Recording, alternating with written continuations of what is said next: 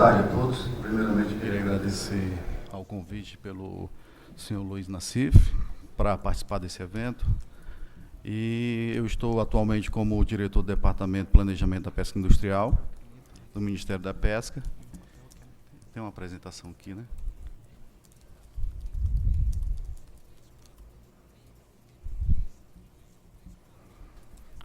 E a gente veio aqui tentar repassar para vocês um pouco da experiência do que a gente tem convivido, né, ao longo desde a criação do Ministério da Pesca. Bom, então nós fomos convidados aqui para falar sobre o diagnóstico da pesca industrial do Brasil. E para iniciar essa breve apresentação, que eu gostaria de deixar mais tempo também para que a gente pudesse debater, que eu acho que é um pouco mais enriquecedor, gostaria de apresentar o primeiro slide, né?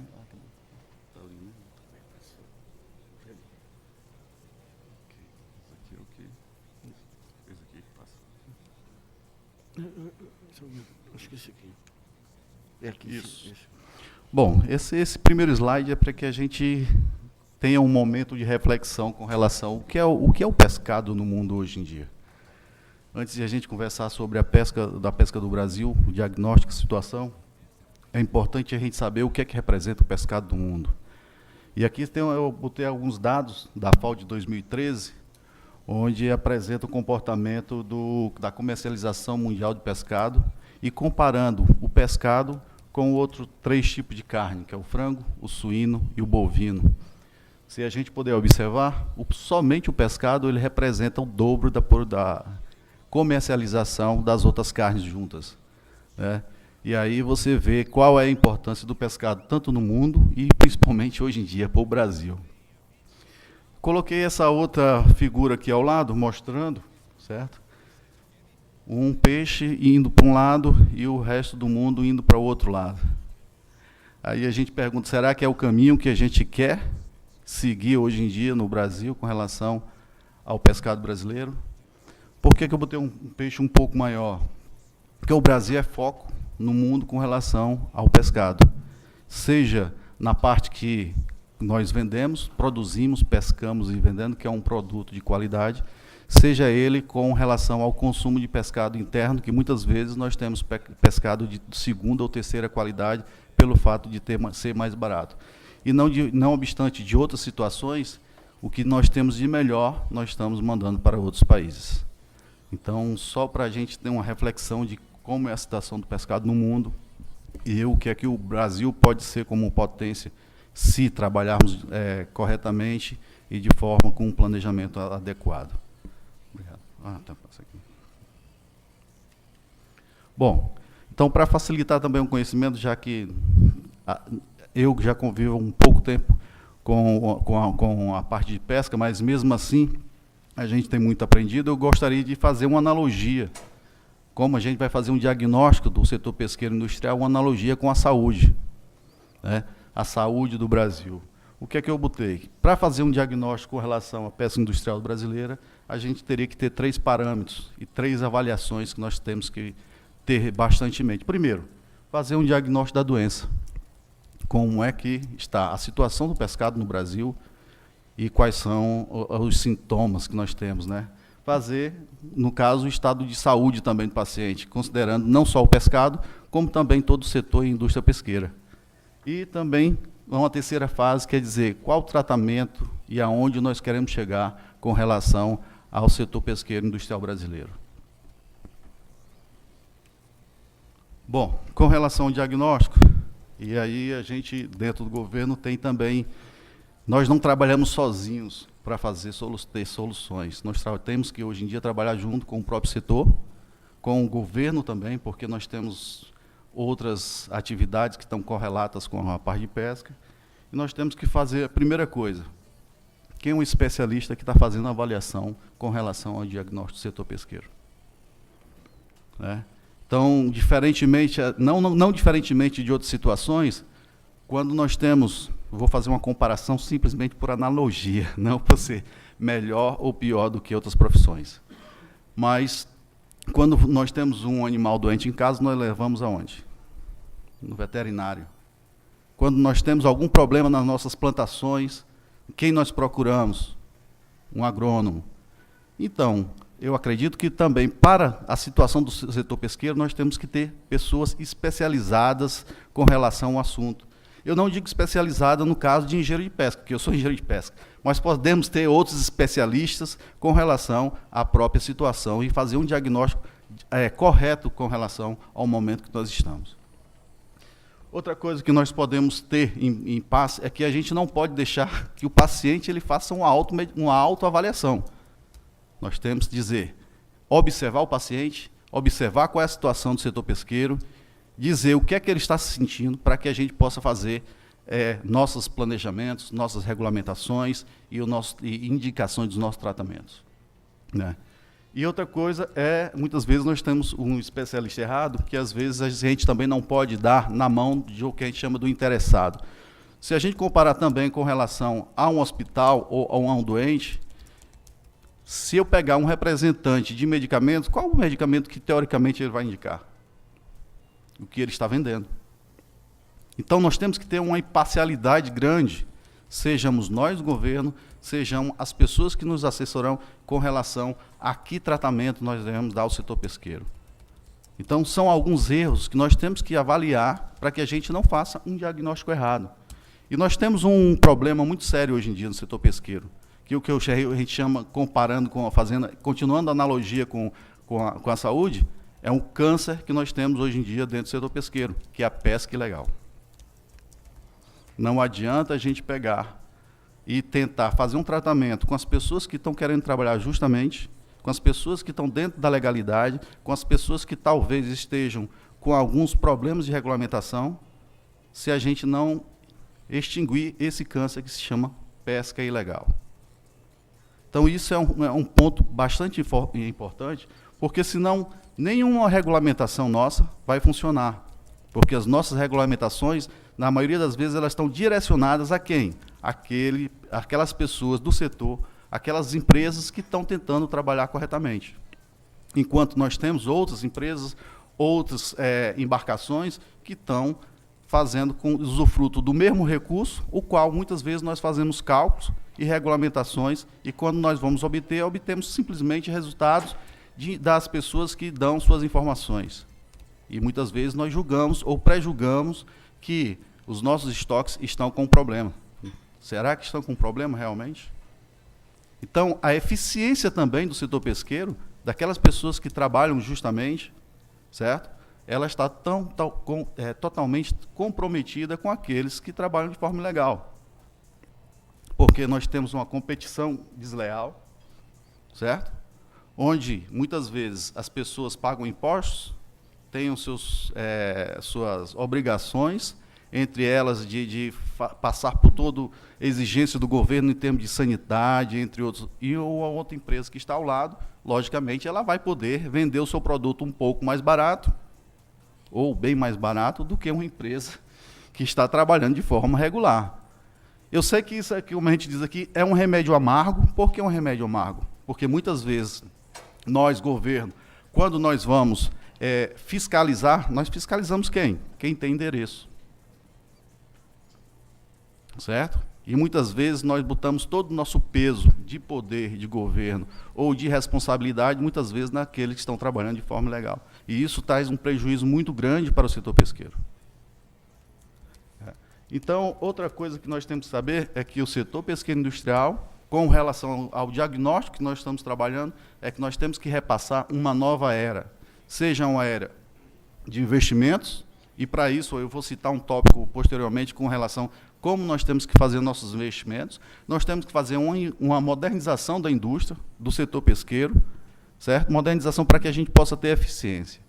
Mas quando nós falamos de eficiência, muitas vezes as pessoas dizem, vocês já estão explorando demais o seu recurso, vão explorar mais ainda? Não. Eficiência em termos de a gente ter um maior aproveitamento de tudo aquilo que a gente já está explorando. O país, o nosso país já retira um recurso X e muitas vezes tem 30%, 40%, e às vezes em algumas situações, né, 40%, 50% de desperdício do que já retirou. Então o país poderia ser, o Brasil é um dos poucos países que poderia dizer assim, nós podemos ter a chance de fazer a mágica do mundo. Qual é a mágica do mundo? Sem retirar 1 quilo de peixe a mais, nós podemos, às vezes, aumentar a nossa produção em 60%. Basta que a gente tenha um aproveitamento adequado de tudo que a gente retira, que a gente dê condições de modernização das nossas frotas, das nossas indústrias, de trabalhar sem desperdício. E aí a gente pode ter uma modernização e eficiência. E eficiência, muitas vezes, também é você reduzir o custo da empresa, é reduzir o custo do setor e tornar o setor cada vez mais rentável. Para quê? Para que ele não procure, muitas vezes, aumentar a sua produção para compensar os seus custos. E é isso que a gente fala em modernização e melhoria de eficiência. Então, aqui é só para que a gente trabalhe falando como a gente deveria trabalhar um pouco mais com relação ao diagnóstico do setor pesqueiro, né? Nós temos que fazer essas avaliações, certo? E aqui só essa última ilustração aqui mostrando que, muitas vezes, o ilegal ele está ao lado do quem é legal. Temos que fazer o nosso dever de casa? Temos. E aí o Giovanni aqui, que sempre, né, bate muito com a gente e fala, uma pesca ilegal vem, é bom, todo mundo é a favor da pesca ilegal, ninguém mas só que, às vezes, a pesca ilegal, ou quem está trabalhando legal, não é fiscalizado. Isso é verdade. Aí, como eu sempre digo para todos, eu jamais somos possíveis de corrigir os erros se nós não olharmos para os nossos próprios erros e corrigi-los primeiro. Se nós não fizermos o nosso dever de casa, a gente não vai ter capacidade, competência de corrigir ou trazer melhorias para o setor pesqueiro. Isso é uma missão que nós temos que fazer. Certo? Melhorar a nossa agilidade, a nossa capacidade, para que a gente possa depois cobrar melhor dos outros. Mas a intenção inicial, com relação ao que a gente até fala, nós temos um plano de pesca legal. É a tentativa de conversação com outras instituições e, primeiramente, em cima daqueles que realmente estão totalmente ilegal. Isso é a gente trazer um incentivo para que as pessoas que estão ali quase na legalidade possam ter cada vez mais capacidade de trazer melhorias para a sua empresa e eficiência e até incentivar que as pessoas se legalizem. Então, aqui é um breve diagnóstico, né, com relação a isso daí. E aí, depois do diagnóstico, a gente tem que saber qual a situação do Brasil hoje em termos de saúde, em termos de pescado. Primeiro, nós temos que saber nossa potencialidade. O que é que nós temos, quais são os recursos que estamos explorando, estamos inexplorando, e para isso nós temos que ter o quê? Informações. Certo? Informações, hoje em dia, é uma arma muito importante para todo e qualquer órgão do governo, ter ferramentas para que possa trabalhar de forma justa, de forma, vamos dizer, que traga mais eficiência e retorno para a sociedade. E aí, primeiro, nós temos que ter informação, qual é ela? Produção pesqueira. Esse é um outro problema que nós temos que trazer melhorias. Por quê? Porque o Brasil produz, com toda certeza, vamos dizer assim, por baixo, se nós tivermos 40% a mais do que estamos registrando hoje em dia. E para isso a gente tem que ter parcerias. Certo? Nós tivemos o programa Revisei, que foi um dos melhores programas que podemos dizer com relação aos recursos pesqueiros. Foi talvez o melhor e o pioneiro que realmente trabalhou com uma informação mais concreta. Mas o programa Revisei, ele deu nossa total diversidade que nós temos, mas ele não deu as nossas potencialidades dos recursos que foram descobertos. Em muitas situações, nós temos alguns estudos que, após o Revisei, foi-se feito com outra metodologia em cima dos mesmos recursos, e em algumas situações nós tivemos 1000 vezes mais a produção do que foi dada no Revisei. Então, nós não ainda temos muito, vamos dizer, expectativa que temos muitas coisas ainda no nosso litoral que nós não produzimos. Entre um deles, nós podemos citar ali na região norte o que a gente chama de Camorim do Olho Verde, onde alguns estudos de prospecção foram realizados arrastos de meia hora com embarcações comerciais e se capturou 10, 15 toneladas por arrasto. E esses recursos nós não exploramos. Nós não estamos explorando. Temos que fazer avaliação em cima desse recurso pesqueiro para que a gente não cometa os erros do passado? Sim, temos. Mas temos que fazer um início de uma exploração também, certo? Em cima desses recursos inexplorados. E muitas vezes nós pensamos que nós não temos, nós temos esses recursos. Outras opções foi o Cherne na região Nordeste. Eu estou dando aqui apenas alguns exemplos para vocês.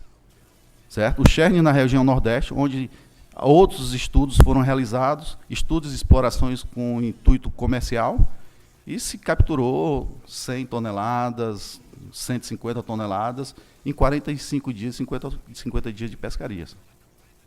Nós temos o camarão que a gente chama de carabineiro, onde no período que estava sendo explorado, feito essa exploração pesqueira, esse camarão estava valendo em torno de 40 euros o quilo desse camarão. Nós temos também a anchoíta na região Sudeste-Sul, que são potencialidades. Então, estou dando exemplo aqui que o Brasil não está tão ruim quanto nós pensamos, ou às vezes é divulgado que se está. E esses dados são dados de produção, esses dados são dados recentes, certo?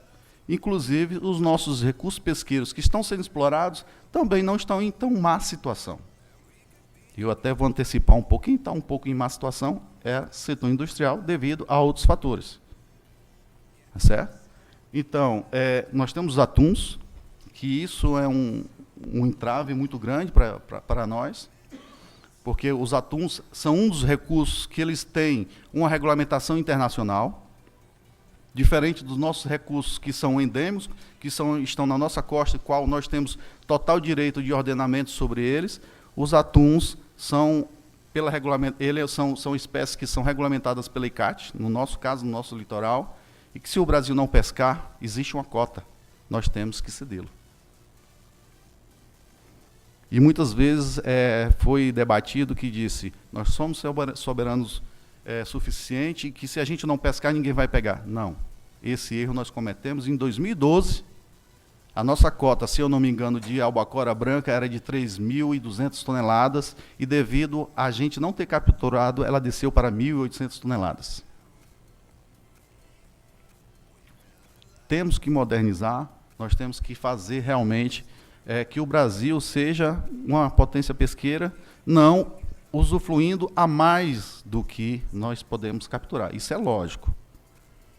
Nós sabemos que nós temos capacidade, que nós temos recursos, mas nós temos que ter responsabilidades de saber o quanto é o sustentável para que a gente possa capturar dentro desses limites. Mas nós temos potencialidades ainda, e os nossos recursos pesqueiros, sejam camarão da região norte, piramutaba, lagosta e sardinha, há algum tempo eles já vêm numa produção estável.